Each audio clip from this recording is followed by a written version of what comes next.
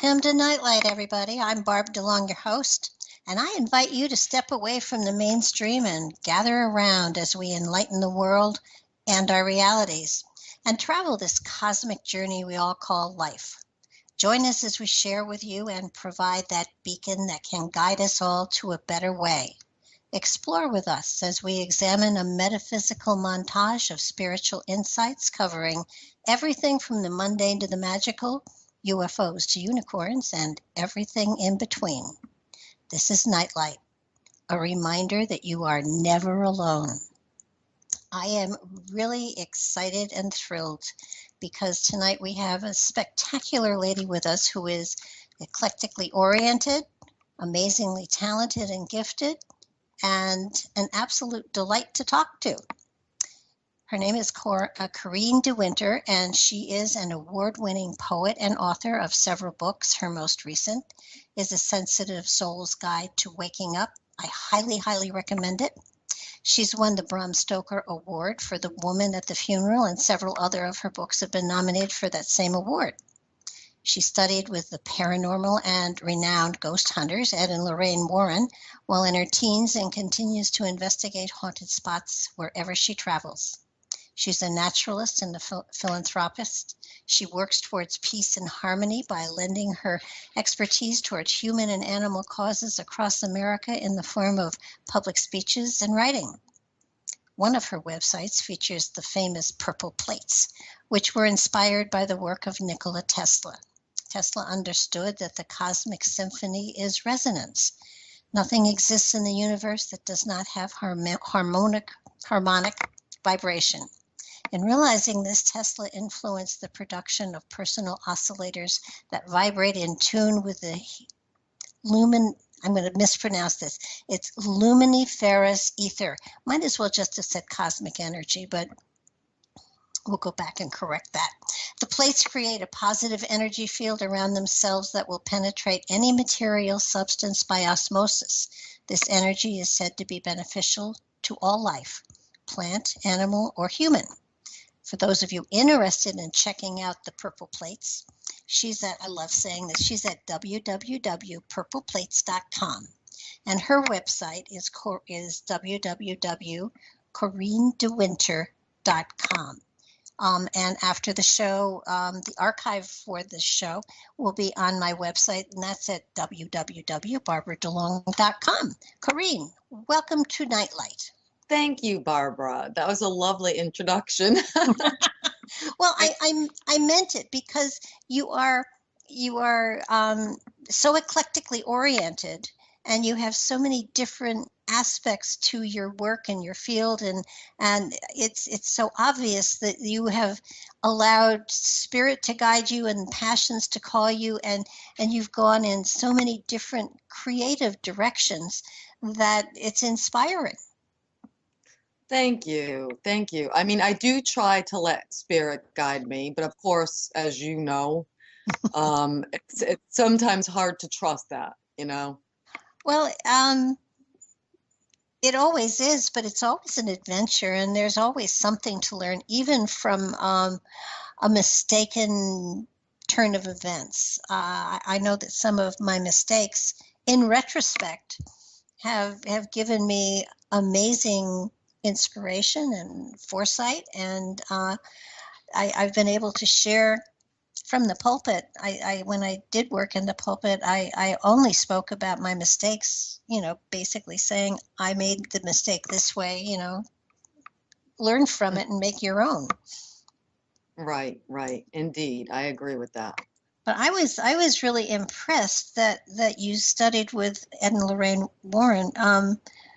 You were so very young. How did you get involved with them at such a young, come on, a teenager, that's pretty young for that kind of work. I know. Well, I've always, since I was a little girl, been into supernatural, paranormal things. I remember when we lived outside of Boston, I must have been 8 years old or something. We went to the Salem Witch Museum, and I was just fascinated by it. And I remember doing a book report on witchcraft You know, I was probably in fifth grade or something. I don't remember, but I've always been interested in that type of stuff. And so, of course, you know, being interested in that, then I saw that the Warrens were coming around. I learned who they were and started to go see them at their lectures.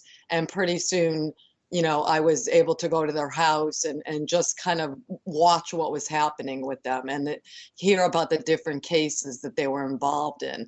And as we were speaking earlier, Barbara, about the Amityville Horror, of course, there are a lot of people that even today, or I should say especially today, question if the Warrens were legitimate.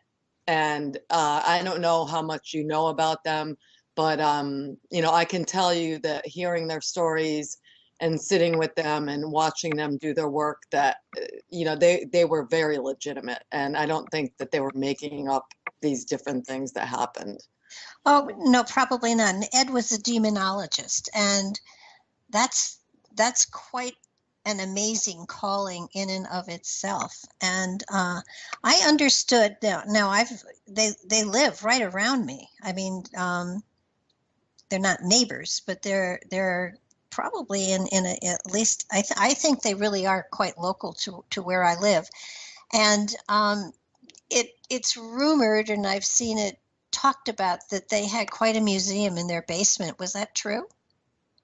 Oh, yes, I have footage of that actually. Um, yes, and I sat next to Annabelle, the doll. You might have heard of Annabelle. Oh, I've heard about Annabelle, yes.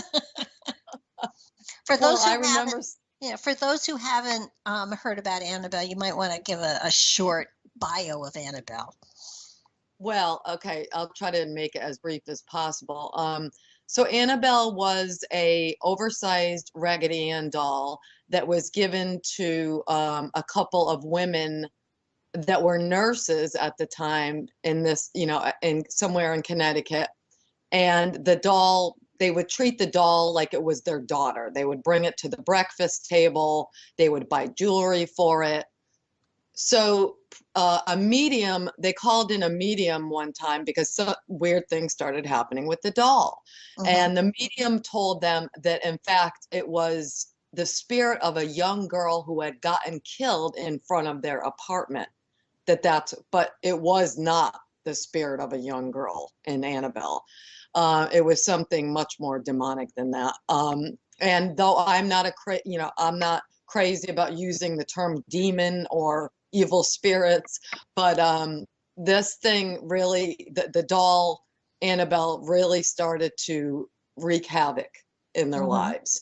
And the boyfriend of the girl, one of the girls' boyfriend, got really angry with the doll, and there's a story about how he threw the doll across the room.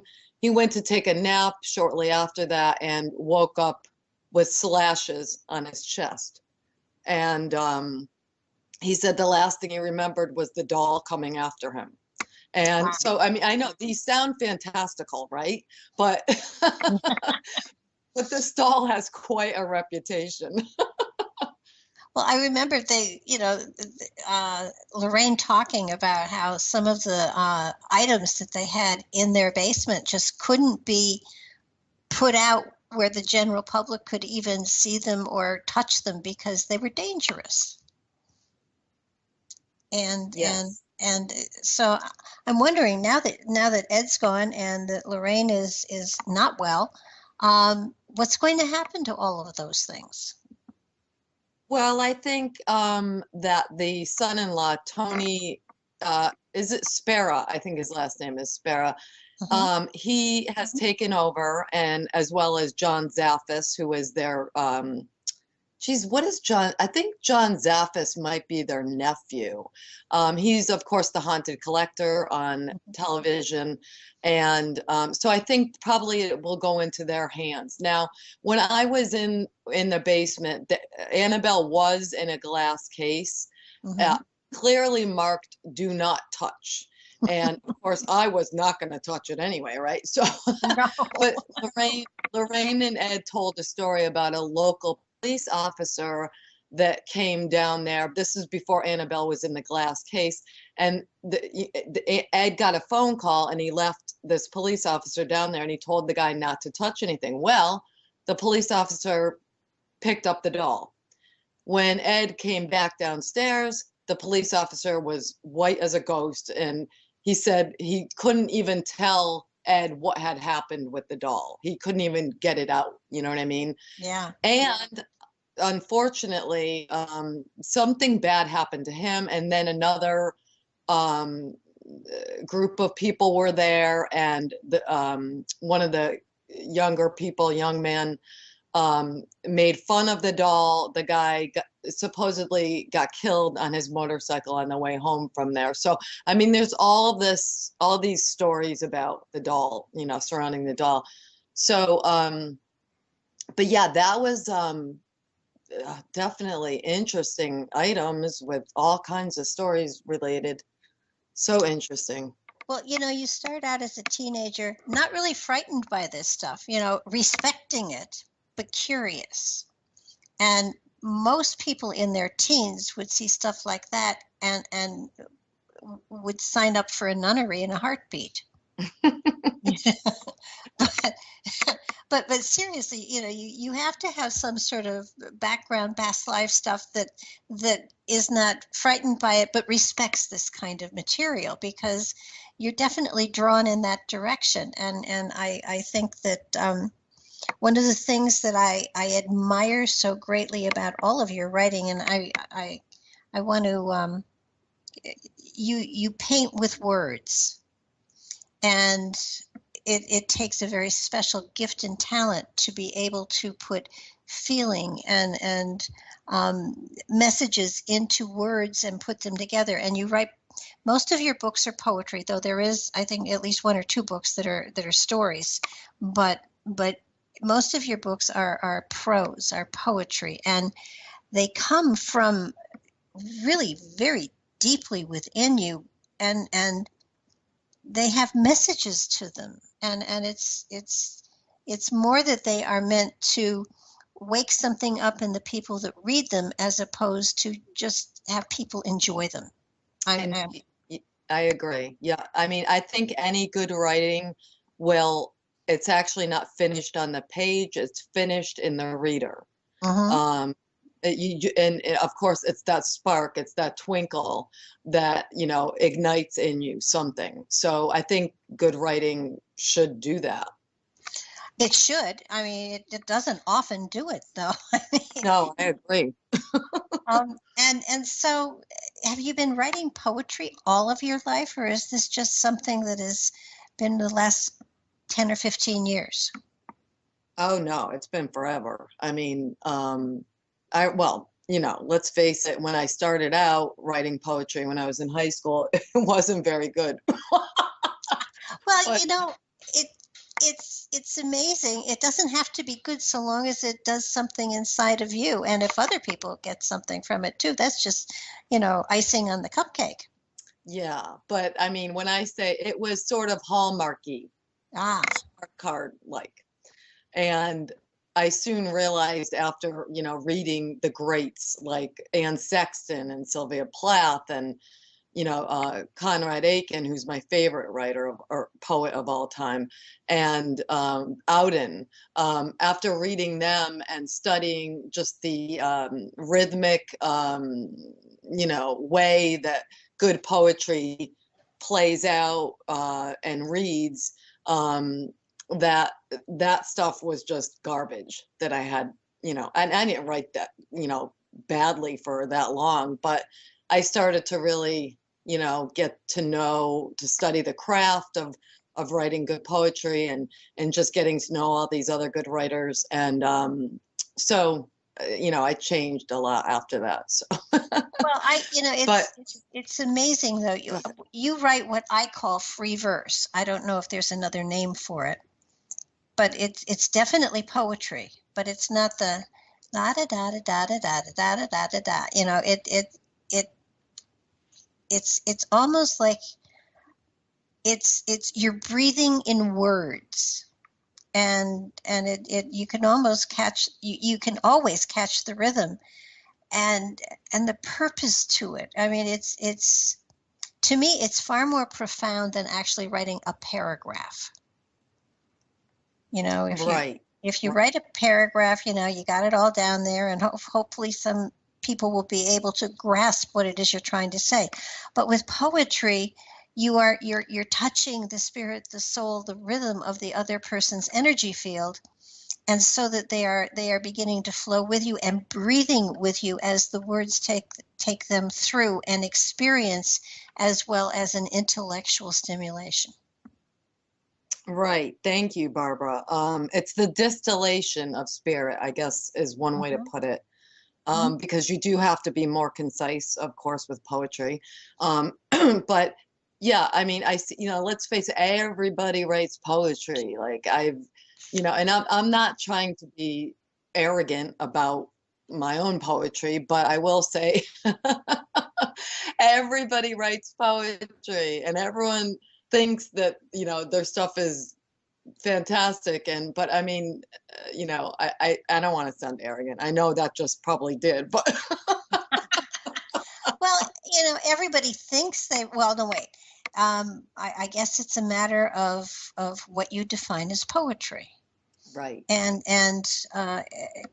I know that I am not able, I have not been able to write poetry in my normal state of consciousness. However, channeling, I wrote poetry all over the place. That's what Whispers of Spiritual Wisdom is. It's free verse poetry that just sort of it just sort of happened. And Right. and I get the feeling with most of yours that that's exactly what happens. The words flow onto the paper and you just put them down.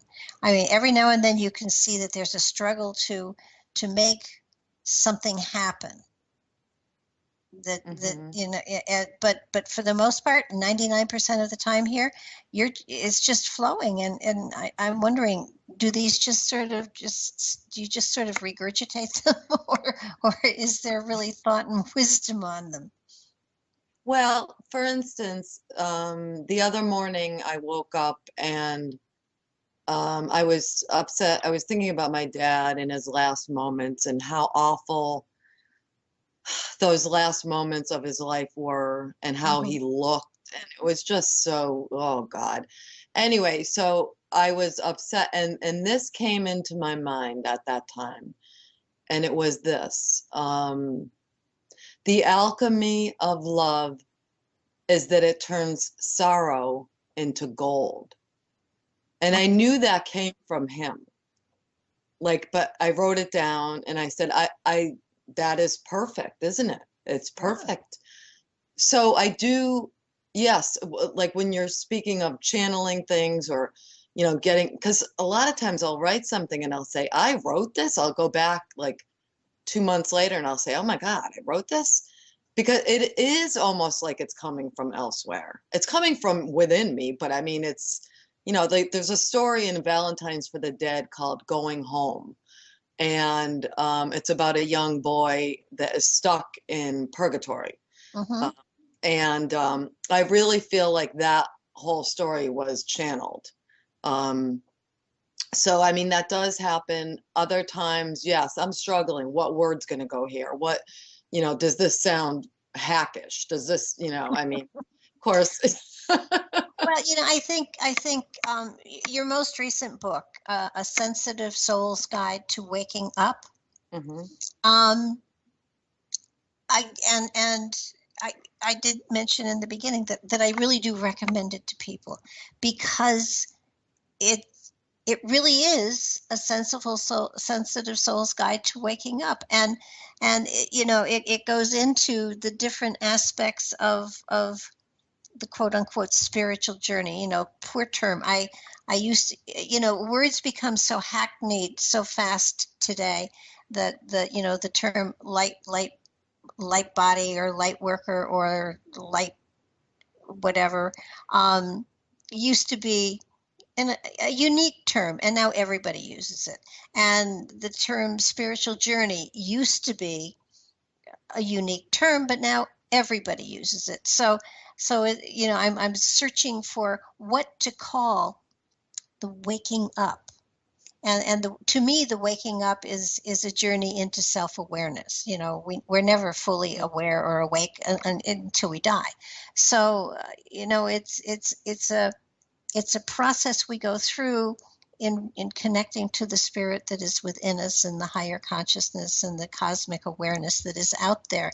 At least that would be my interpretation of what the title means. What you clearly have an idea as to what you meant by choosing this title. So what was your intent? Well, the intent was that waking up, in my opinion, is being a citizen. I know this sounds kind of corny, citizen of the world, not your world, but of the world. Mm-hmm. And, you know, I mean, as you know from reading the book, I point out lots of things I think are silly, such as collecting material goods, so on and so forth, you know. So, and I know everyone has the right to do what they want, but, you know, you know what? My happiest moments are when I'm not thinking about myself. Mm-hmm. Uh, and they're when I'm helping someone else or something, you know, outside of just me, you know. So I think it would really benefit people if they did, you know, when they're depressed, go volunteer somewhere, go do something for someone else, get out of your own head. Mm-hmm. And, you know, so, you know, and again, I mean, I don't want to appear to be like, oh, I know everything and I'm going to tell you how to be. But but as you can also see in the book, there's, you know, it's a slice of life, many incidents that happened in my life that, you know, we all have these kind of things happen in our lives, of course, the downtimes and the tragedies and the sorrow, and also magical things. So I just wanted to point that out to people that maybe feel alone, feel like they can't let go of the past, um, things like that, you know, like we don't need to hold on to that baggage. Our past does not define us, and let's just go ahead. Let's move ahead and love, you know. Yeah, well, and our past does provide the framework, the foundation for what we step on to get further and further and further along whatever pathway we happen to be on. Hmm. So, and I think this book is really, really important too for those who have um, championed a parent through the death process. Yeah. Yeah. And you know, I did this with my mother. You did it with your mother, and then your father. And it was for me a catharsis to hear your feelings because it was stuff that I felt when I was working with my mother and caring for her as she made her transition. And lots of times there are things you think and then you want to beat yourself up because, well, that wasn't too nice to think that. And yet it's part of the process. And Mhm. so it was an amazing experience for me to read it and sort of be thrown back to that period of time in my life where I was there for my mother as she made her transition. And you know it's and then again with my husband when he passed away. I tell people I've actually killed two people in my life. And I had to unplug them both. So, you know, I have moments, I still do sit up sometimes in the middle of the night thinking, oh my God, was my mother really brain dead when I unplugged her? And, um, and I was assured she was and everything. But, you know, there's that moment where you think, did I just say turn it off because I wanted it over with, or was she really brain dead? And I can't tell you the number of times I've checked with a couple of other people that were there, so that, and my sister who's a nurse was there too. So, you know, she just called me crazy when I called her and said, "Was Mom really brain dead?" Before I told them they could turn her off, and my sister had words for me. Of course, it was 3 o'clock in Yeah. the morning, which would explain why she was upset. These things don't cross Right. your mind, in the daylight. It's those moments at night when you're drifting off and it's, oh my gosh. But it's part of life. It's part of the process. And life, I think one of the other things that was so prominent in your book, and again, it's a good read. It's not a laborious read. It's a comforting read, but you go through the process that also you can change your reality by your perception of it, Right. and that's your responsibility. It's not somebody else's, and it's silly to complain about things when you have the power to change them. And I think that's something that so many people, they don't want to hear it. They want to hear poor you, Yes, they do. And, unfortunately. right. Well, I mean, people, they want to be given the answers. They don't want to seek the answers themselves.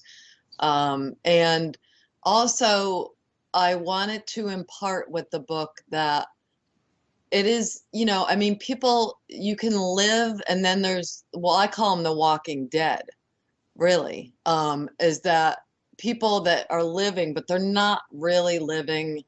They're not trusting. They've built walls around themselves. They're just not trusting the universe or anything, like spirit or love or anything that we can't see or touch. But it's important that we're here to live, to really live and discover. And I just don't understand people that hide away and don't want to interact. Yeah, I Trying to, mean, you're right. There's a difference between surviving a lifetime or celebrating the lifetime and joining in the dance of the cosmic dance of creation. I Mhm. mean, it is always your choice. And I had a woman that was here just the other day, and she kept saying, well, I'm struggling with this and I'm struggling with that and I'm struggling. And I talked with her and we talked through it. She said, is there anything happy here? And I said, tons of it. And I went through the whole thing and I gave her all the cool stuff that was there. And she said, when do I get that stuff? And I said, when you claim it.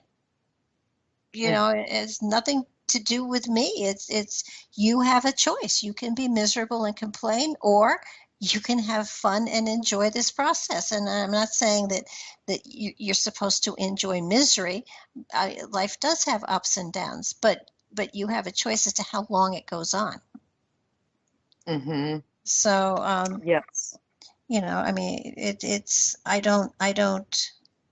Everybody goes through this kind of a process, and it's your personal choice as to how you're going to perceive what's going on.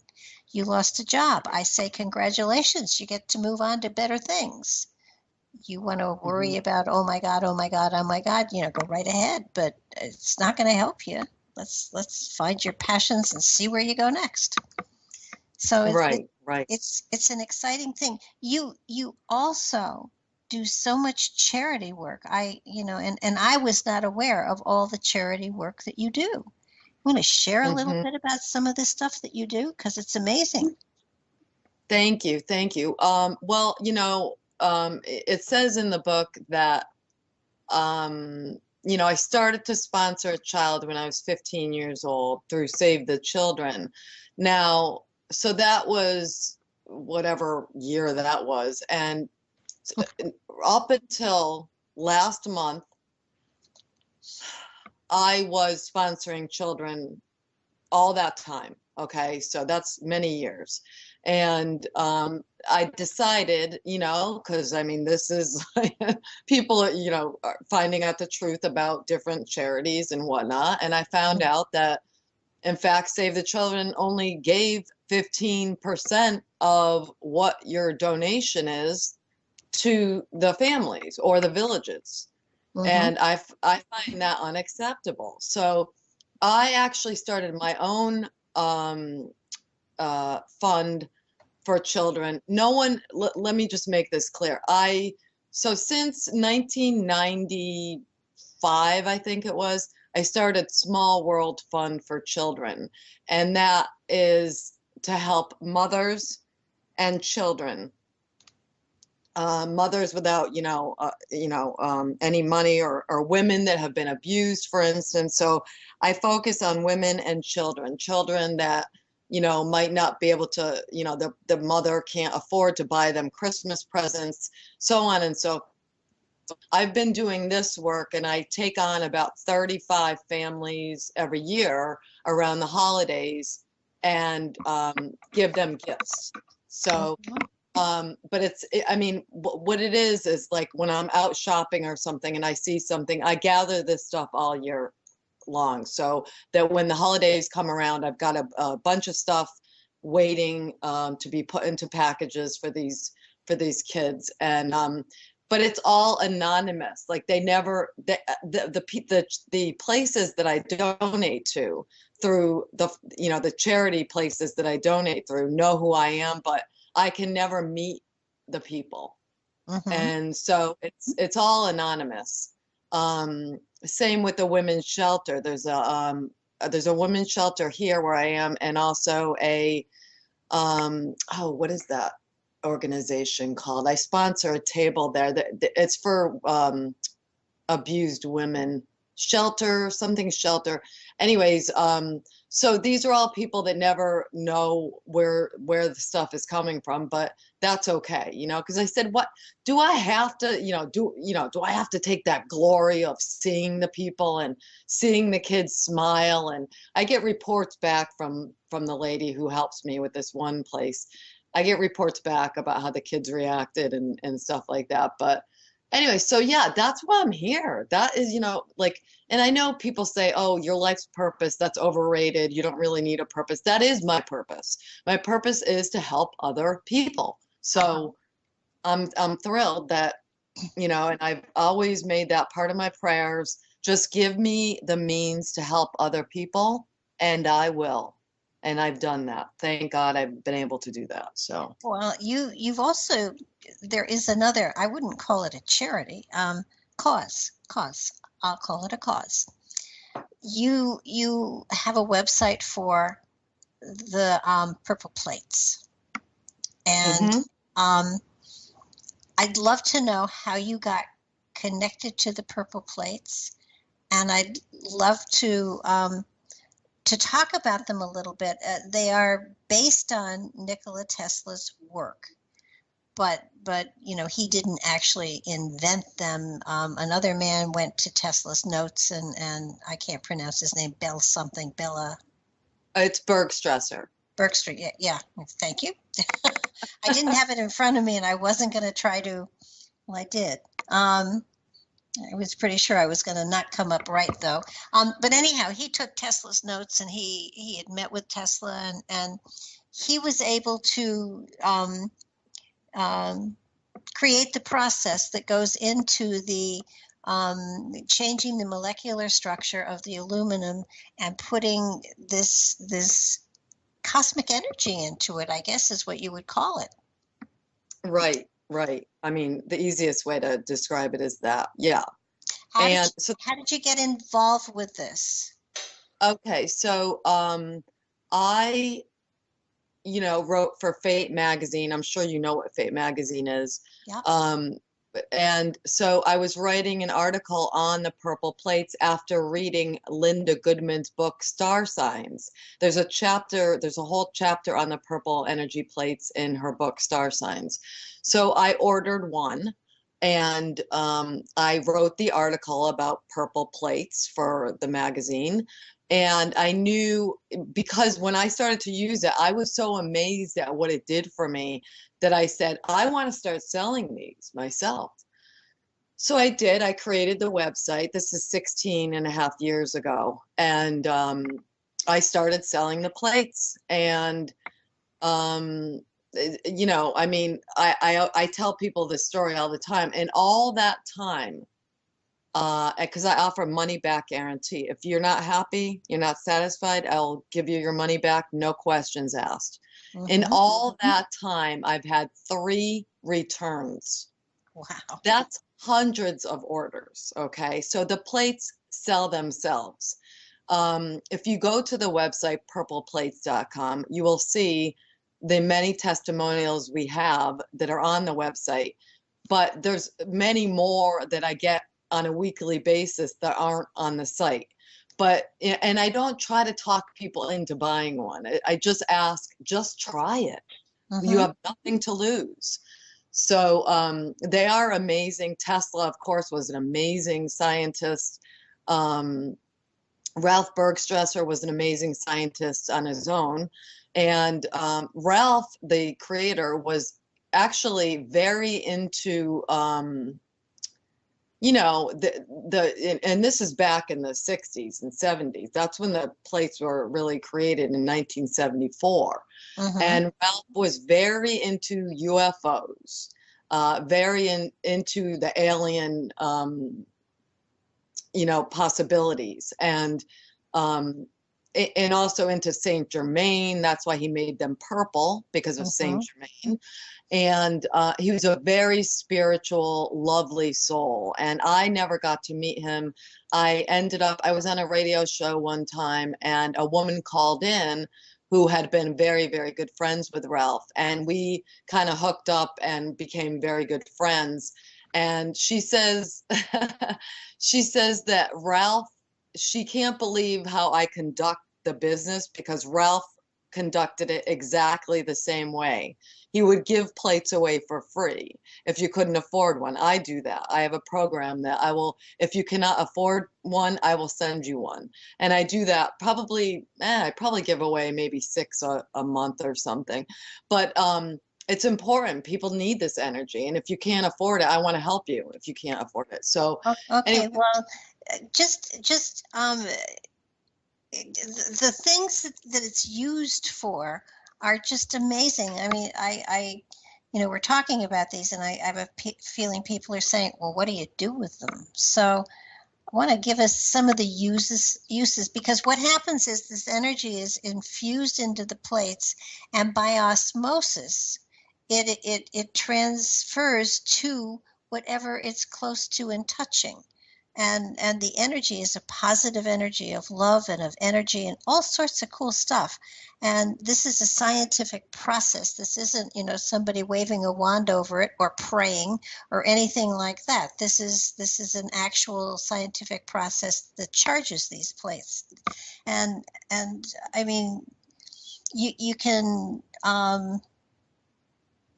put it in the refrigerator, and the food stays fresher longer. You can put it under house plants and they get better. You can energize crystals with it. You can, gosh. You put, like, I put all my food and water on it. Many people do. It clears it. It actually restores the food, even if it's lousy food, which most of the food we get in the grocery store is irradiated. So I had this customer. He did a test where he brought the groceries home from the store. He tested it with his radionic equipment and saw that the radiation was part of the food. He put it on the plate, the food on a plate, for about an hour, and did the test again. There was no sign of the residue, the radiation, nothing. So we can't, you know, I always say this, of course, I can't make medical claims, Barbara, you know that. Oh yeah. So, but I will say I get an amazing amount of testimonials for people that have illnesses, and people swear that these plates have really helped them and their pets. And, you know, of course, a lot of us can't afford to buy strictly organic food. I put all my stuff on the plate. You know, I try to buy organic when I can afford it or whatever, but it all goes on a plate for at least an hour. What else? Headaches, nervousness. It actually helps you remember your dreams a lot better. And it's like it really, you know, when it says expect a miracle, really expect a miracle. I mean, they are miraculous. And I don't just say that because I sell them, you know. Well, I think one of the things that you know, I'm going to have to get a plate and try it, because the thing that really you know how something kind of, you know, sits out at you and vibrates and says, try this, try this, try this. When I was reading through the material, it said, you know, sitting your glass of water on it before you drink it helps to energize you, to give you greater energy just from drinking water. And Yeah. that to me was okay. I could use that. You know, I go to caffeine, but if I can sit something on a purple plate and get the energy from it, I'd rather do that. Right. And what I do is I put a gallon of water overnight on a large plate. Now that makes the water what you would call living water. So it's Mhm. got that energy in it. It's got, you know, the vibration of, you know, the plate in the water. It's like that's, and as far as we can tell, excuse me, the plates have been in existence since 1974. There's still people that got plates back then and are still using them with success. So as far as we can tell, the energy stays indefinitely in the plate. Yeah, it feels to me as though now Tesla was a little strange. Um, he was unique. He was germophobic, and he actually, you know, talk about being ahead of your time. He wanted to give this energy away. He wanted to, you know, he was dealing with all sorts of different kinds of energy, and his thought, his philosophy was to develop something that would, you know, he developed the alternating current, and when it was between him and Edison, J.P. Morgan said to Tesla, "Where do you put the meter?" And Tesla said, "There is no meter. You're just using free energy out there and you're giving it away." And that's why Edison, you know, got the contract, got the whole thing, because he gave him a meter so he could charge for it. And this energy that he's talking to is to my mind what I equate with cosmic energy that's constantly around us, and it's a matter of etheric energy. And you know, if you tap into it, if you utilize it, it can enhance you tremendously. And if you ignore it, it's just going to float out there. You know, it's not going to hurt you, but it's not going to help you as much. And so so Tesla had over 700 patents when he died. I mean, Yeah. he was definitely not a slouch. But the lumini, Luminifer.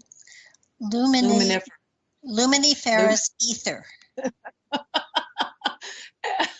Yes, luminiferous. I know it's hard to say. Etheric energy. Etheric Hmm. energy. I'm going to go with etheric energy because that's a lot easier to say.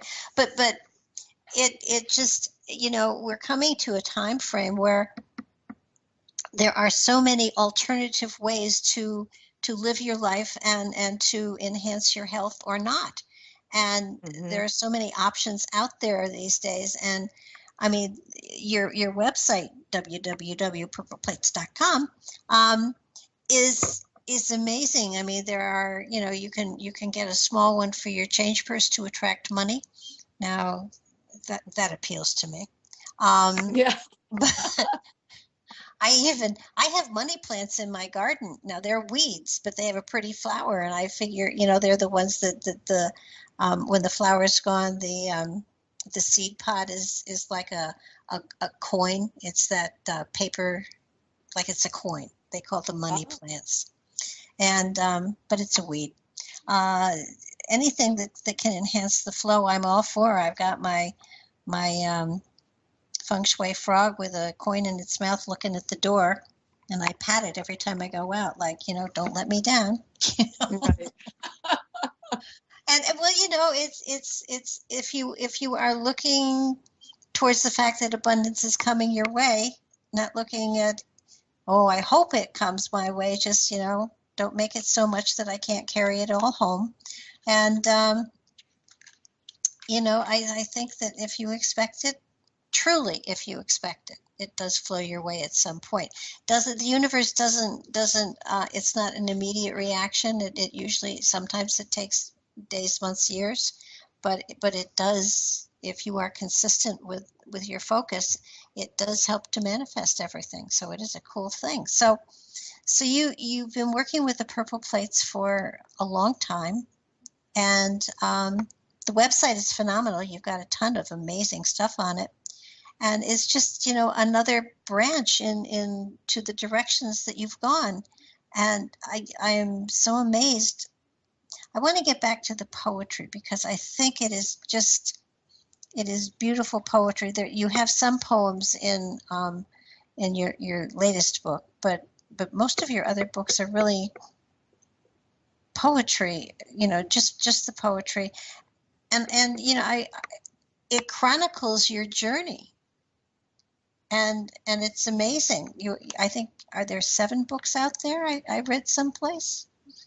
Yeah, I think there's actually 9, but some of those were the first ones I put out, and those are simply chapbooks. So, but they're still, books. So is this how you chronicle your journey? Is this how you sort of are able to determine where you are on your pathway? Yes, actually, that's a really good point, Barbara. I was saying, and I think you might have said this the other day when we were talking, that if people don't know anything about you, they start to make up things. Did you Hmm. say that to me? Yeah. Okay. So I thought that, and you're absolutely correct about that. So I said, I mean, everyone knows everything about me. Yeah, no, they know everything about me. I said I am an open book, and then I joke and I say that no one wants to read, but but I have really yes, chronicled my life through my writing. Indeed, I have, and I don't know, sometimes, Barbara, do you feel like you're just standing still, that you're not getting anything done? Do you ever feel that way? Oh, with 5 planets in retrograde, yeah, pretty much the last couple of weeks. Right. But I mean, in your life, like, I mean, you're very experienced in a lot of different avenues yourself, and your ex-husband Patrick, who was a big UFO expert and all that. What would you say was, maybe one of the most important lessons that you learned in life? What would, just out of curiosity, how would you answer that? That even when I think I know it all, I don't, and there's so much more to learn. That this is a constant growth process. That if I'm not learning, I'm not growing, and if I'm not growing, there's no point to being here. Mm-hmm. All right, Um, that's excellent. So, yeah. it's I think that the lessons continue to evolve, actually, and I found that those things that were painful, when I go return back to them, it just means to me that if I'm drawn back to them, not repeating them, but taking a look at them, because I'm really really big on let's not repeat that one again. um, that if I keep being drawn back to them to look at the process, that I haven't really found what the positive point was to that journey. And every lesson, every stumbling block that we come up against has a positive in it, and it's for us to find that positive and hang on to it and incorporate it into the wealth of material that we carry forward in time. And nothing is just, well, that was just crap. It's there's always, you know let's face it. um Geez, there's no good word for, wait, I want to say something, but I don't want to swear. Even in manure, it does become good for growing plants. So it's not something that you want to, ignore. It does nourish plants, so even the crap in your life does have a very positive input on how you develop your character and your wisdom, and how you then go forward in time and embrace the rest of reality. Mm-hmm. Right. And I'm pretty sure we're on the same page about what is reality. Um, did you ever, Barbara, did you ever see, I saw on PBS one time a documentary about Eugene O'Neill. Of course, he wrote that book, The Iceman Cometh. Mm-hmm.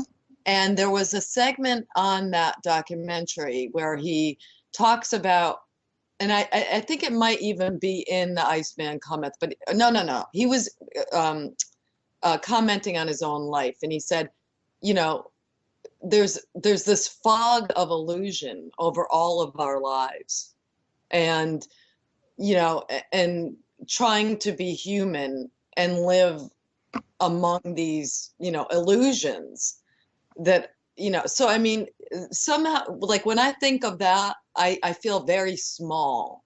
Mm-hmm. Because it makes you kind of feel a little powerless, and I don't know, like, what is reality? I know this is a big question, but Yeah. I mean, it's just like, what, I mean, different, the thing with different timelines, and what is our reality here, and what is the truth? I guess maybe that's what it is. What you think your truth is, or what you know to be your truth, that's reality. Yeah, So I'm. and it's different for everybody because we're all in different places. Mhm, So there mhm. isn't, there isn't, well, if you want to look at the cosmic laws, there's the law of one. And that basically says that there was one single origin for all of creation. But when you come down to the individual spirits that are scattered all over the galaxy, we're all in different places in our own growth, and it isn't that some are ahead of others. We're just working on different aspects of things. Because, in my opinion, we all carry a master spirit within us. And that master spirit is gathering stuff to create greater facets for the illumination of the light that we carry within. And the Mhm. ultimate goal is to evolve into that singular consciousness that then can scatter seeds throughout another universe, and send out seeds to gather information to then create their own universes as they go forward in time. That's my picture of how the spiritual stuff goes. Um, I don't really, I no longer am attached to any particular religion, though I love to go to church and sing. Um, because I don't sing well, and it's the only place I can go where I can actually sing and they don't stop me. Um, you figure you're going to put something in the collection plate, so let it rip. Um, Yeah. so so the aspect of religion is restrictive, yet I still, I have little bits and pieces here of different religions that I feel are wonderful to practice and celebrate. I love Christmas, not going to let go of Christmas, but there are, there, I do believe that we come to a point in time where we grow beyond the structure and into the vastness of the universe. And the vastness of the universe doesn't, somebody I interviewed quite a while ago said, you have to face it ultimately that God is not a Christian. Right. So that's where I go as far as that stuff goes. And it feels to me as though reality is in perception. Mhm. And I mean, one of my favorite movies of all time was Interstellar. And did you see that movie? No, I've been meaning to watch it though after you told me about it. But no, I never saw it. And it basically is one of the messages. There are lots of them, and I've only watched the movie 3 or 4 times, so I'm sure there are lots of messages I haven't gotten. But basically, when we talk about them out there, the what do you want to call them, extraterrestrials or gods or whatever, that they are etheric and have no bodies, and therefore cannot in any way influence the physicality that we have right in the here and now. And and we are etheric bodies like they, in between lifetimes and stuff like that. But in order for them to give us messages or share information with us, they have to to go through a different process of communication, and they can't pick up the phone and say, hey, you're crazy. So and Interstellar is an amazing movie because it in many ways, they create a matrix in order to try to give us information about where we are as a species going. It's a cool movie. That sounds cool. And the coolest part is that we'll be back in 5 minutes, and I'll tell everybody what the coolest bit is. I'm going to tell you what the best part of it was. Right. One of the places in it where I sat up and I went, aha, was that we are them. And in other words, there may be multiple timelines, there may be multiple dimensions and multiple realities, but those that were etheric bodies are really us. And a term that Patrick often used, I don't know where he got it from, but I'm not going to give him credit for it because I'm pretty sure he didn't invent it, but he did repeat it often, was that we are the ones we've been waiting for. Mm-hmm. Yeah. And I think that and I'm going to go back to your poetry because I truly believe that every individual has at least one, but probably many passions, gifts, talents, whatever you want to call it, ways of not only digging into themselves, but also sharing universal wisdoms and ancient thoughts and philosophies with other people. And certainly one way in which you do that is through your poetry.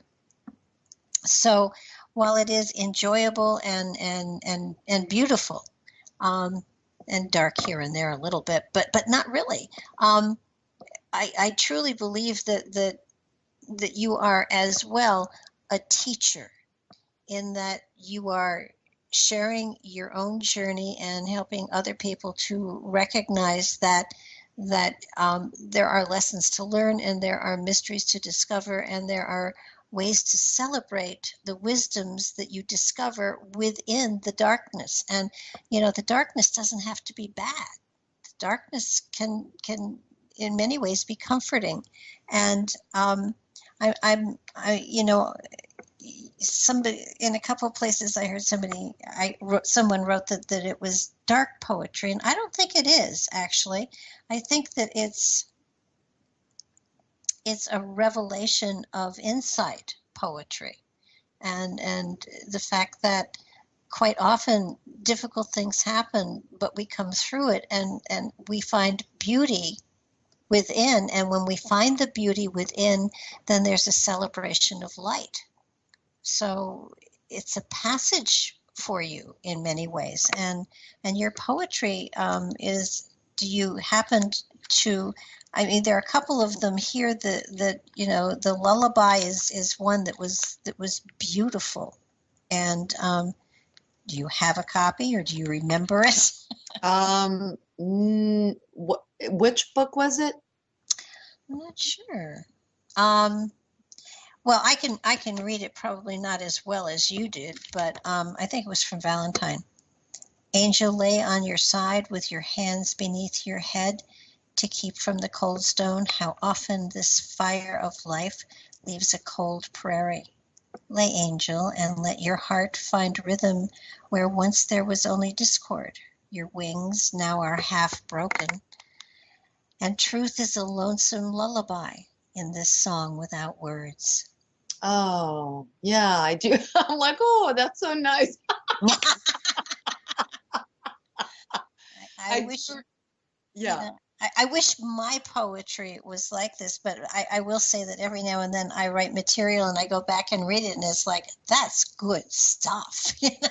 Right, right. But but it speaks so deeply.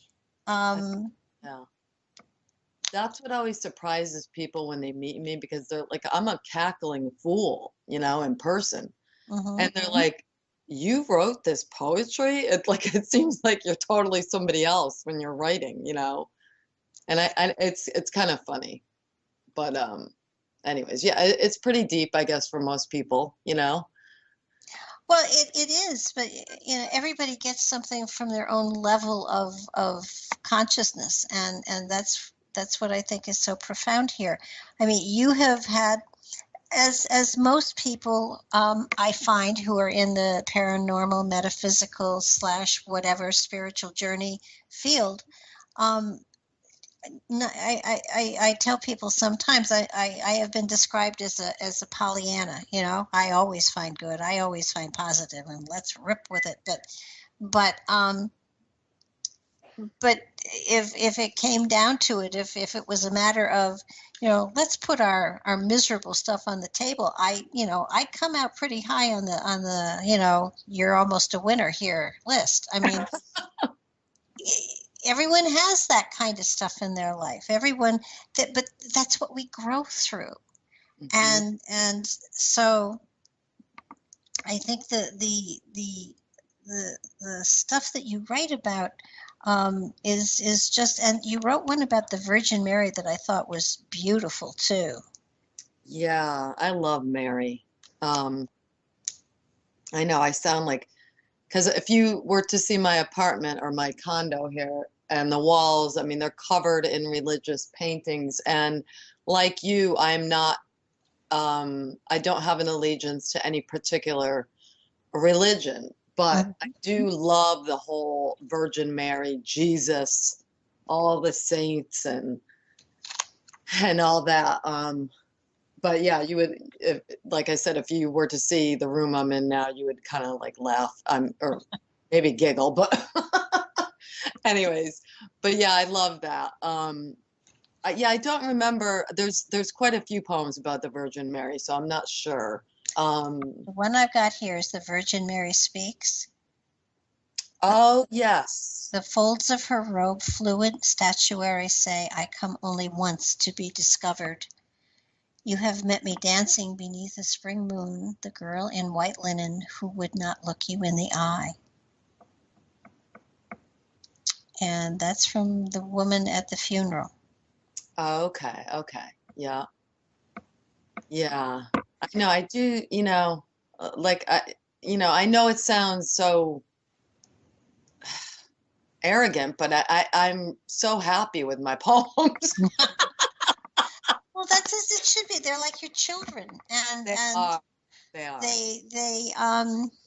they resonate with you, and they speak of your journey, and I think one of the major, big, huge lessons that you and your experience and your body of work that continues, um, is that everyone has a portal, a modality, a way of expressing themselves. And for some, it's writing, and for others, it's gardening, and for others, it's painting. And I mean, everyone has a way of letting their spirit speak to them. And Mhm. sometimes it's not, something that's written.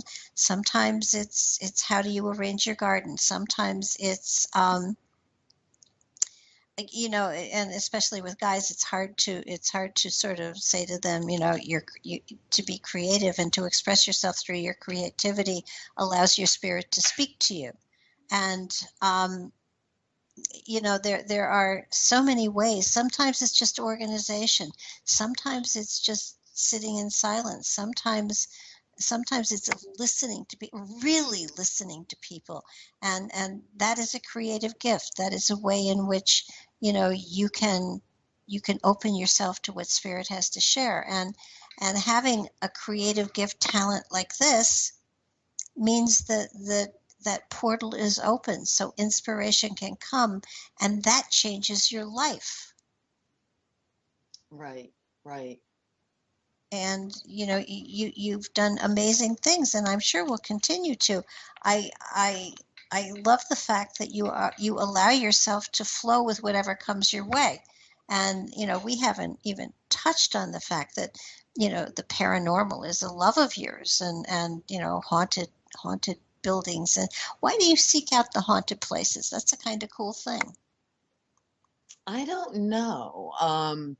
Well, like I said earlier, when I've always been into this stuff since I was little, um, and it's funny because one of my favorite expressions is we don't see the world how it truly is. We see the world as we truly are. Mhm. And so when I look at something like I'll, say there's a log by the side of the road and it's kind of like square a little bit and I'll see a coffin there.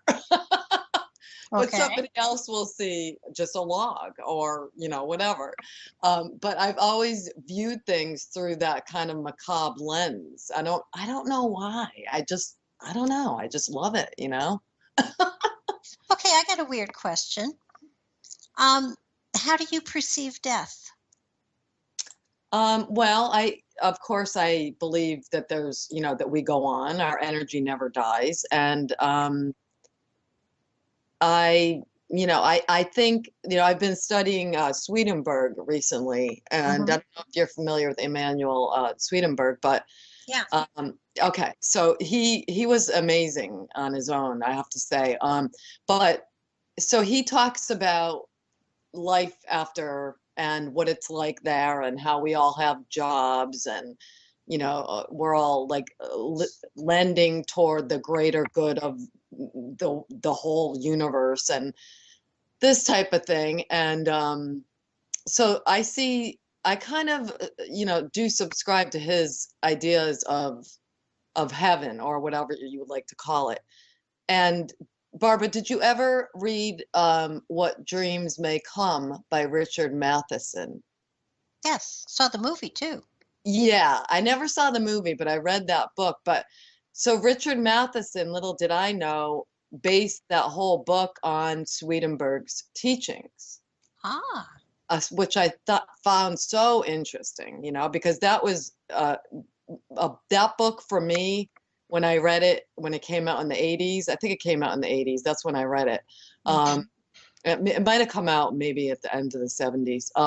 But reading that book really was so inspirational to me, as well as Oscar Wilde's Picture of Dorian Gray, which Hmm. also deals with that whole, life after death kind of, or, soul, selling your soul to the devil type thing. But so I believe that when we cross over or change frequencies or whatever you want to term it when we pass from this body, um, that we will encounter how we see the afterlife.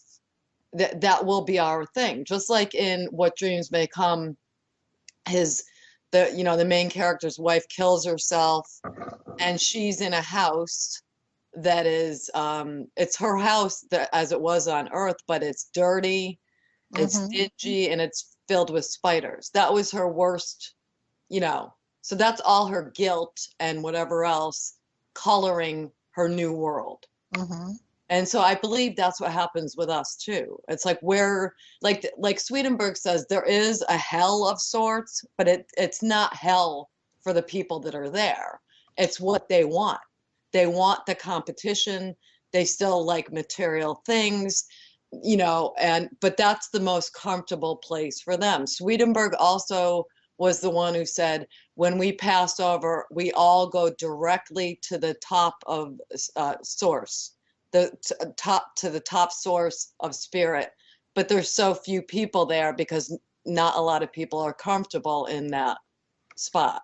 So we Hmm. trickle down to the other levels. Like I imagine, I don't know how much I'll trickle down to the other levels, but I don't want to just be I just don't want to be at the top. It sounds a little boring, but anyway. So, but Swedenborg also said that, among the jobs that we have over there, are, you know, like taking care of babies that have died, for instance. That would be one of the things. Another one is like in What Dreams May Come, going into that hell and getting people out of there. So I did a show recently with Jennifer, Jennifer's Journey, and she said, I don't want that job, going into hell and trying to get, and I said, you know, I don't want that job either. Wait a minute, I've done that my whole life. Yeah. I've I've had that job half of my life. But you know, one thing that I have really, you know, not discovered but come to know as an absolute truth is that we cannot drag people to the place they're not ready to be. Exactly. And it took me a long time to learn that. Yeah, that's something that I think everybody kind of struggles with all the time because, of course, who are you to say or who am I to say where somebody should be? I mean, that's rather arrogant. Uh, Everybody's where True. they need to be for whatever reason, and to try to make them into something that you feel that they should be, is again arrogant. I often, sometimes as a sensitive or as an intuitive or whatever the heck, I hate the term psychic, but that's the catchword that's out there the most. So, but you can see the potential a person has within them, but you don't know whether they're meant to actually achieve it this lifetime. Right, right. But of course, well, there are those that we try to save, you know, like as you read in the book, Mm-hmm. and we just cannot. And but that's, you know, I mean, is it my lesson in this life, or it my mother's lesson? Was it my lesson? It was probably both our lessons. For Probably. whatever reason, this experience, you know, happened because whatever. I don't, like you said, we won't know until we're actually a spirit, you know? Hmm. I think it was with your mother. You struggled with a soul contract, Mm-hmm. and Well, that's something that I think all of us struggle with from time to time.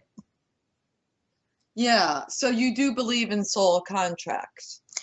Um, I'm not quite sure it's quite that simple, but I do feel that sometimes the only thing that explains some situations is that there's something to be resolved between the two people. And I don't know if it's a contract or just a resolution of some sort of event that happened, on that journey through time. I know personally in my own life, I think that I had things that I had to work out with my mother. I stayed with her the last 30 years of her life. The last 10 of them, I was with her 24/7, literally sleeping on the floor in the living room so I could be close to her. And I would say that in the beginning of this whole process, I loved her, but I didn't. To me, she was a cold person, and by the end of the journey, I realized that she was a spectacular person, and that I loved her, and that she was a friend. Right, So, had right. I not had that experience, I wouldn't have come to that conclusion. Yeah, yeah. And sometimes people are compelled to do things that they just don't want to do, and usually in retrospect, once the whatever it is, the job or whatever is done, if you really reflect back on it, you can see that there was a positive reason. There was a learning situation that was so valuable. It was amazing. And to me, that had to be, something that I had requested to experience. And so often, there have been times in my life when I sat back and I thought, what was I thinking? Did I really want to set all this up? Was I nuts?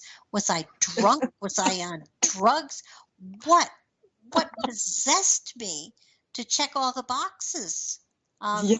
See, my theory is, and it's very it's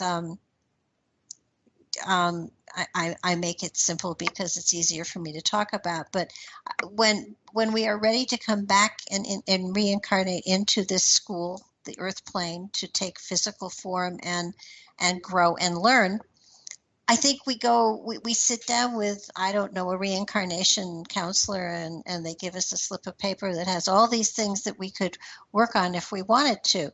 And I think that sometimes I have been over there too long, and I look at the list and say, well, why don't we just do it all? And, Right. and then you get down here and you think, what was I thinking? you know, Right. you pick a few of them and then work hard on them and cruise for the rest of the lifetime. But there are moments when you sit there and you think, I must have been on drugs when I chose all of this stuff, because this is ridiculous. And you have to laugh at some of the situations that you put yourself in, and you know that there's a reason, and that you're growing, and that you're learning, and that spiritually speaking, this is important that you experience it. But every now and then I just sort of look around and say, you guys must be out playing golf, because this is stupid. I don't need to do this again. I've already done it, hundreds of times. Right. Right. Are we on the same page? Are you really assigned to me, or are you just playing around? Is this take the kid to work and let the kid do the job? I mean, Yeah. Right. Right. so I mean, I think that the evolutionary process is fascinating. I don't understand it all. And I suppose, when we cross over to the other side, there's a handbook, and we'll read the handbook and go, oh, that's why we did that. But there are moments here where I see no sense or reason to any of it. But Right. then Me what's, neither. then what's the point of being here? I mean, it's really cool though.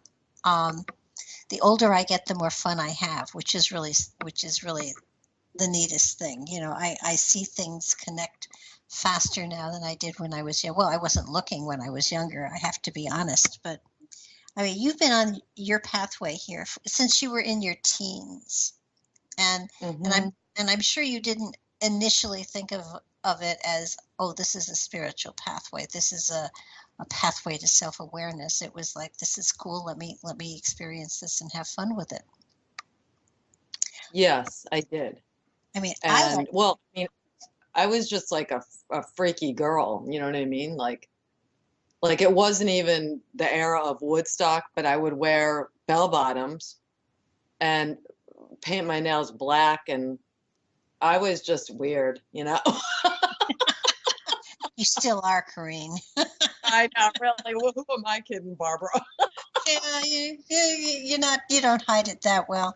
Um, I like that, you are a free spirit. You certainly, would have done well in the hippie environment, but you were a little late for that. But I think the excitement here is that you have been comfortable enough with yourself so that when something called to you, you answered it.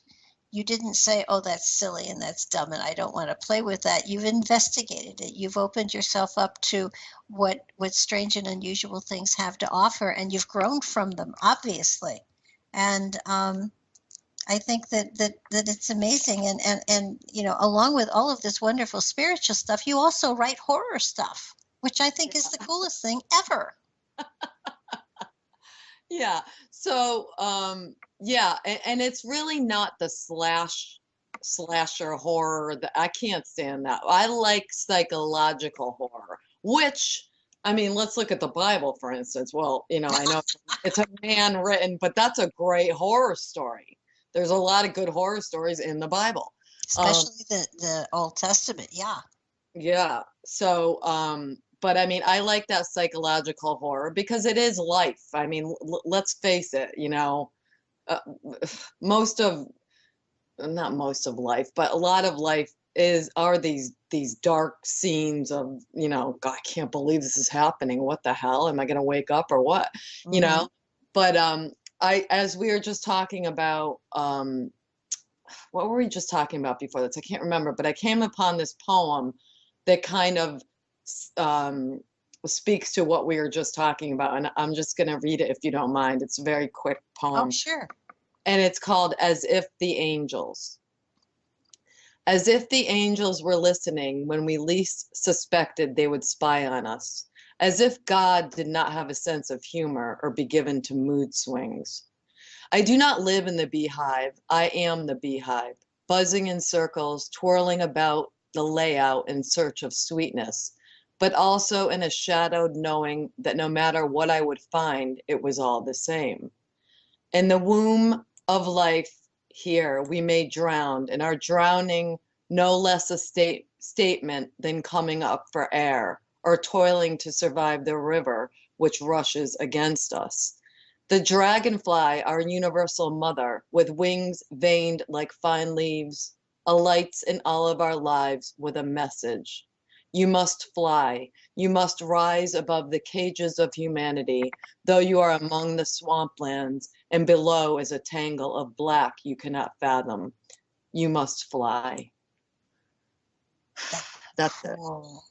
Yeah, That's a cool poem. I think that really speaks to, I mean, none of us knows what the hell we're really doing.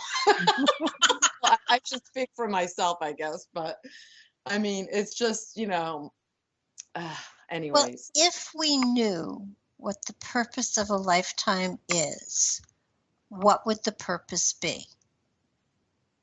I mean, what's the Well, as I, point? If you know where you're going, the journey is senseless. true. So, That's a very so, good. so, it's somebody once said to me, and this goes back a long time. Scary. When you're over 70 and you say it goes back a long time, you can even be talking half a century. Anyhow, somebody once said to me, what do your followers think of what's happening in your life now with whatever was going on? And I said, any idiot who follows me is crazy because I don't know where I'm going. Right. And it's true. I go with the flow as best I can. Every now and then I try to direct the flow because I think something else would be more fun. But for the most part, I wait to be called. And that way, because I'm always afraid that if I try to determine where I'm supposed to be, my ego is going to be in there and I'm going to screw up. So Hmm. I literally wait for the call. And sometimes the phone doesn't ring for a long time. but but and I sincerely mean that. It's sort of like I got a call the other day and the Chamber of Commerce asked me to join. And I said, "Are you aware of what I do?" And they said, yeah, they said, the woman said, yes, yeah, we've seen your website, we've listened to your radio show, we know what you do, and we would like you to join. And I said, how many other practitioners do you have? And she said, oh, you'll be our first. And I said, I checked it out. I thought it was a crank call. Um, Turns out it wasn't, but the call came. I did not seek it out, so I joined. Good. Had I made up my mind that I should join the Chamber of Commerce, that would have not been a smart thing to do. But since they called me and it was, legal, um, I did it. And it's sort of like I have found that when you wait for the call, when you wait for the portal to open, then everything happens easily for you. And people will say, well, life isn't always like that, but yes, it is. You have a career, you have a job, you whatever, but when I'm talking about your creative, passionate side, it will always open you to the new adventure. It will always open you up to a new way of expressing yourself and learning about the beauty that you carry within. And sometimes you have to you have to dig deep, and sometimes you have to go into places inside of yourself that you don't really like. But Right, the right. journey is always worthwhile. I mean, Mm-hmm. and I think one of the things that I hear very, very often is because I tell people you have work to do on yourself. And they say, well, what should I do? Because I'm perfect. And, I kind of work on that attitude just a little bit. But when you tell people they need still to work on themselves, everybody always needs to continually work on themselves. Nobody is perfect. If you were perfect, you would not be here. And Right. and and the journey that we're on is one of self-awareness, and part of it is understanding what's going on inside of you and how you are dealing and interacting not only with yourself but with other people. And there are areas that everybody knows where they have issues. Everybody knows that. You don't need a psychic to tell you it. Everybody knows where they need to work. And and many people choose to avoid it. Mm-hmm. And and those are the people that come to psychics all the time. Right. Right. But I mean, it's sort of like, I could enumerate, but I'm not going to bore everybody with the list of things that I need to work on this lifetime. I know them. I know what they are. I pick and choose. I avoid several. I actually, every now and then, I think about a year now, I'm 72. So 2 years ago, I declared that I was no longer paying any more karmic debt. I told the universe to roll it over to the next lifetime. I'll never know what hit me then. And, I'll just cruise for the last 30 or 40 years that I've got here. Right. I'm done. I'm finished. And that's it. Don't throw any more karmic debt at me because I refuse to pay it. Right. What are they going to do? Foreclose? Right. Um, so it's I think it's fair. I did 70 years of paying off karmic debt, and if there's any more out there, and there probably is, they can just roll over to the next life. Like I said, I won't know what hit me. Mm-hmm. Uh, Yeah, it's true. And I'm not so keen on karma actually hitting us at the time, because like I probably said this to you before, because what about the Bush family? Why are they still around walking and they're fine? I mean, if karma really worked that mhm. quickly, they I It don't know doesn't. Yeah, where but they're it doesn't work that quickly. That's the thing. right, right. I mean, sometimes the only thing you can do is look at people that are getting away with literally murder, and just saying, okay, I know there's universal balance. I know it's out there, but of course when you don't, but it isn't just unto this one particular lifetime. It can stretch out for eons, and often it does. And Hmm. I know some, and that element of universal balance. Every now and then, you see it in action. You see it in your life, and it validates the fact that it is there.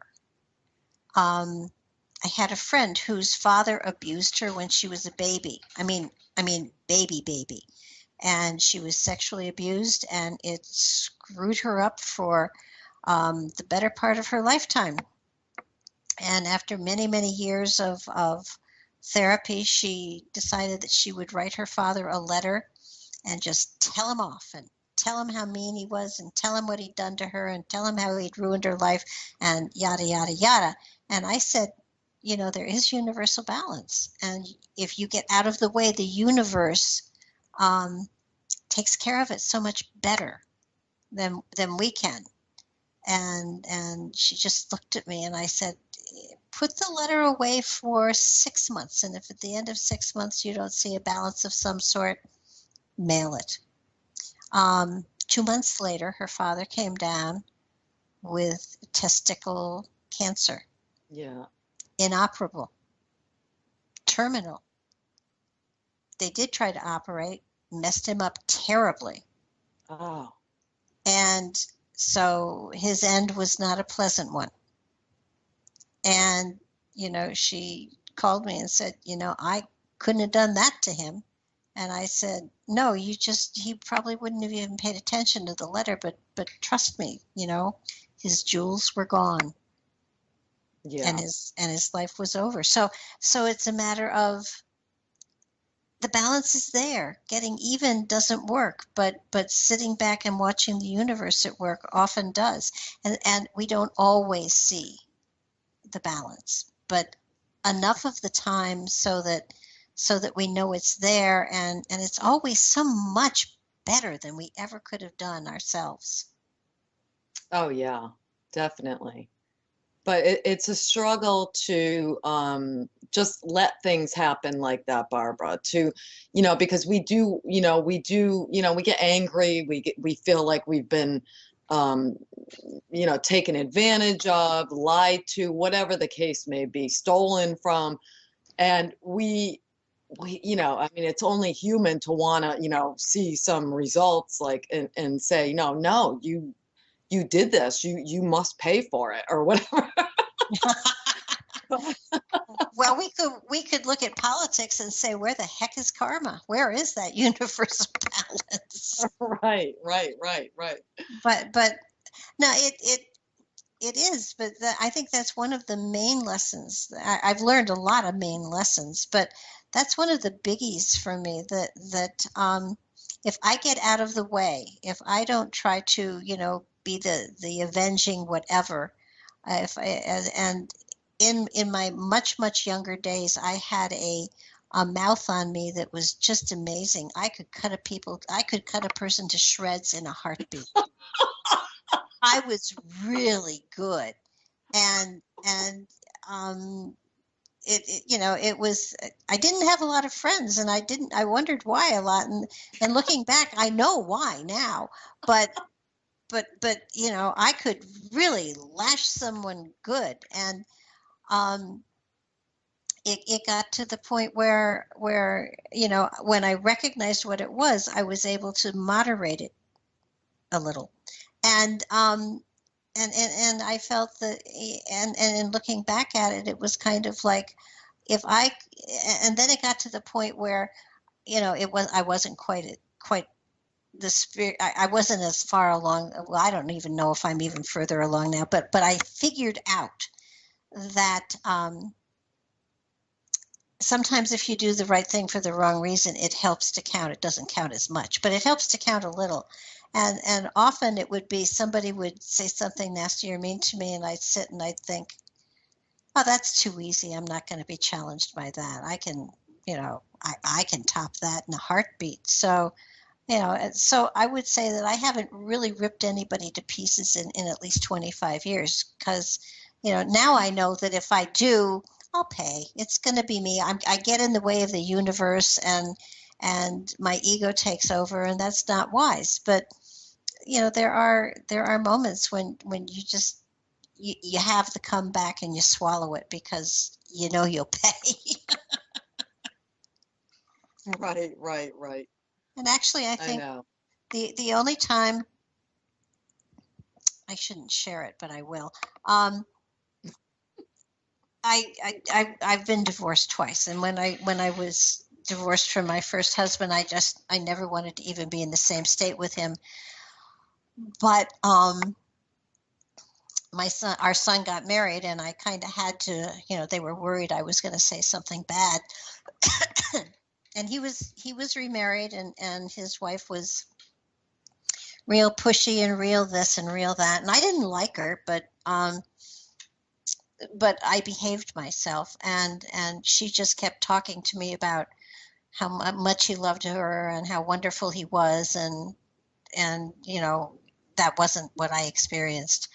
But and then she started talking about things that he had said about me that weren't really nice, and she just kind of ruled it over me. And so by the time we got to the rehearsal dinner, I had just about had it, and she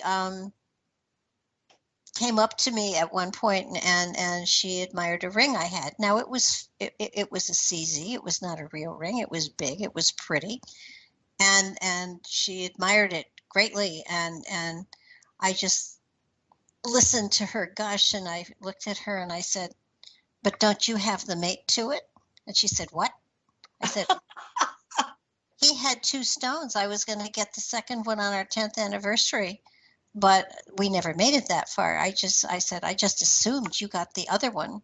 And I said, I'm surprised because obviously you didn't from the size of the stone you've got on your hand. And she said, what? And I said, yeah, they came down through the family. I really, and I had on maybe a 2.5 carat stone. And she said, what? And I said, oh, guess he didn't give it to you.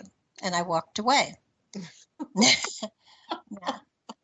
It was worth it. I'll pay. I'll have to pay a couple of lives for it. But let me tell you, it was so worth it to see her not talk to him for 2 days. Oh my God, right.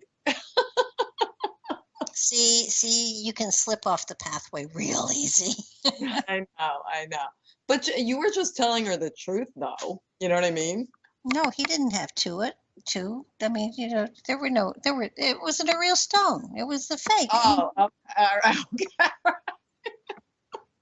All right. That is a little wicked. It felt so good.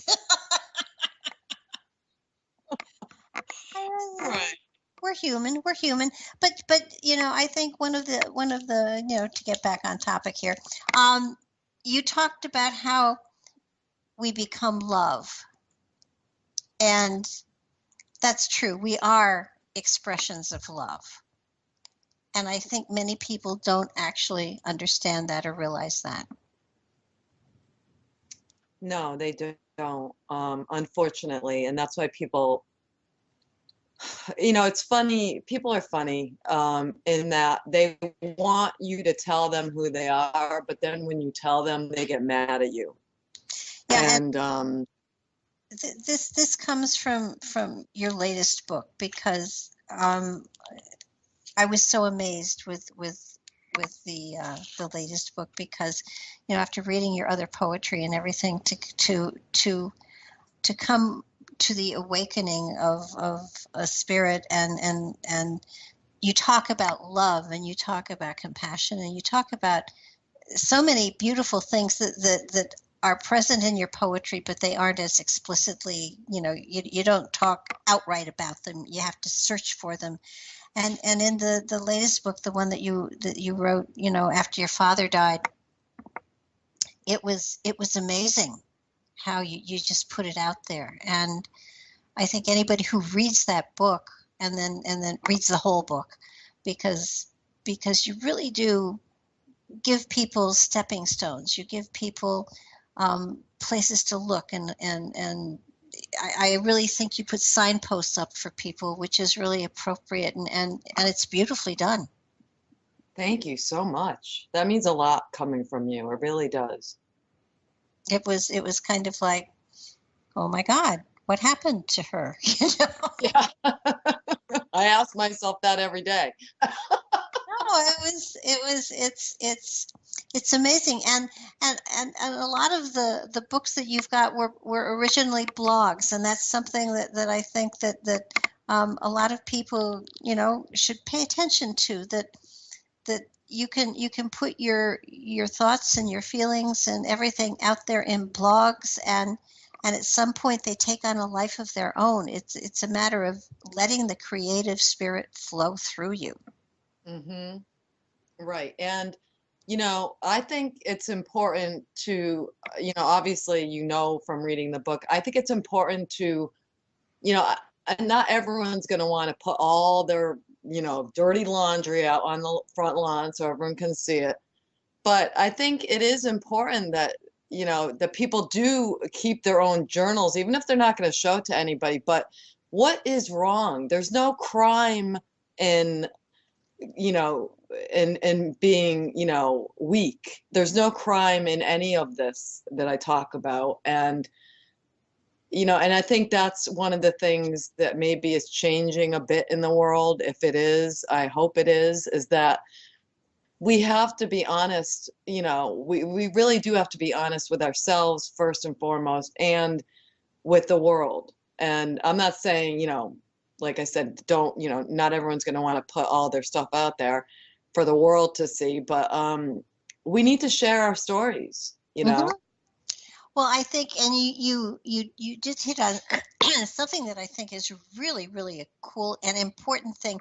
You talk about journaling in the book. And I and you talk about a lot of people, and it's not a Dear Diary type thing.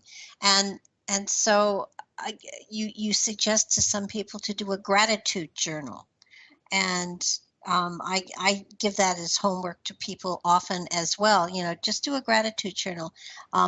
Write something you're grateful for, and get it in a journal. And with me, I basically tell people, and you can't repeat yourself. Right, right. So that after a while, what happens is you get done with the oh, it's a great sunset, I'm grateful for that, I'm grateful for spring, I'm grateful for this. You get to the point where you have to allow the spirit within to speak, because you've run out of things. and and Right. and that's when the magic happens. That's when you think there's no more to say, and you just sort of let go of the control, the spirit within will start to speak. And that's when Yes. the true magic happens. Mm-hmm. That's very true. And like people that are starting out just writing now, I mean, you put out, so you should, like, if you want to be a writer, or whatever, you want to do your book or whatever, you write down everything that comes to mind, and then probably you're going to get a couple of pages of not much, but then it starts to unfold the stuff, like you said, the spirit comes through, Mm-hmm. and so I always, I mean, everyone's, most everyone is wanting to do a book, and that's important, because we do need to share the stories. There's a little story that I heard once about some women in Africa. They would go to the well to get the water for the day, and that's where they would talk about. Oh, I'm sorry. That's That's okay. where they would talk about their stories about their lives. And so a woman from the United States was there, and she said, and one of the women in Africa said, well, do you guys, if you don't go to the well, how do you guys talk to each other? And we don't. We Mm-hmm. don't share our stories enough. So I thought that was a really cool story. And we're so fortunate in this country, Barbara, as you know. I mean, we're just so fortunate in so many ways that if you can't see miracles left and right, you're really not looking, you know? Well, don't you think that So, technology has gotten in our way to a great degree?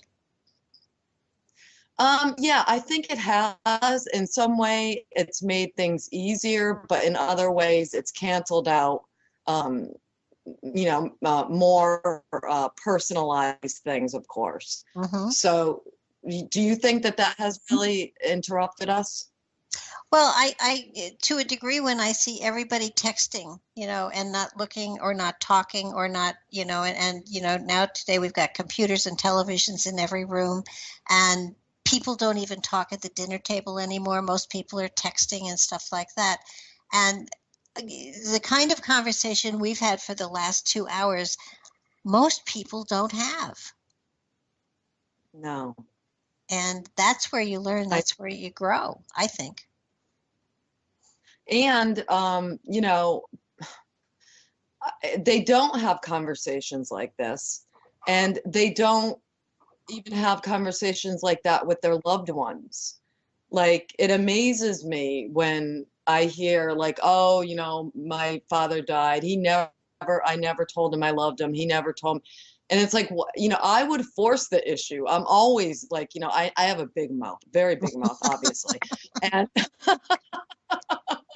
but I mean, I'm like, well, why wouldn't you put that out there? Why wouldn't you say, hey, Dad, let's sit down and talk? Why, well, or your sister or your brother or whoever, a loved one. I mean, I don't understand people keeping it all in, because that's not where it belongs. There's a expression, don't die with your music inside you.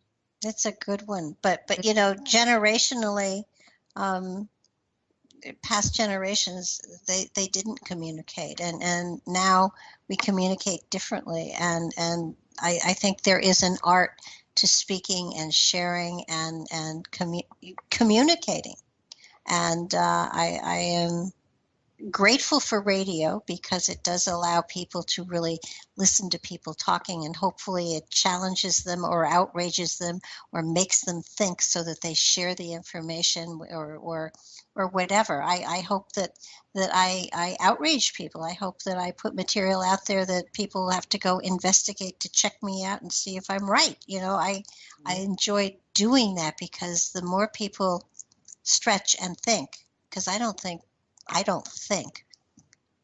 least the younger generation is even being taught to think anymore. Well, yeah, we're making sure of that, right? Yeah. Before we go too much further, I do want to thank you. I think we're coming close to time here, and I want to reiterate, your website is www.purpleplates.com, and your website is www.coreendewinter.com. Yes, that's right. Okay, and I'm barbaradelong.com with a WW in front. Um, I want to thank you so much because, um, this has been such a joy for me to be able to talk to you about all of the stuff you do. I usually just see you in the chat room at Curious Times, and I don't get a chance to really hash things out with you. Right, right. Oh, I am so honored that you asked me to be on. And, like I said, it means a lot to me, Barbara. And because I really do respect you, I respect what you do and all the information that you put out for people, and you do a goddamn good job. Well, thank you. I don't think there's been a show that I've ever done that I didn't learn a lot from, and I certainly learned a lot from this one. Just putting the notes together for it. And this is another thing. The Nikola Tesla material. I'm going to have to. I bought a couple of books on Nikola Tesla, and then I realized that it was just his theories that went into the purple plates. But I have the books, and I'm going to read. I'm going to read up on him because that's an area that I don't have the expertise in. And so, I learned so much from doing these shows. It's just phenomenal. And I don't think I ever would have read your poetry or your last book, which is fabulous. And I loved it. And I so appreciate your being here. So thanks so much. And I'll talk to you soon. Okay, thank you, Barbara.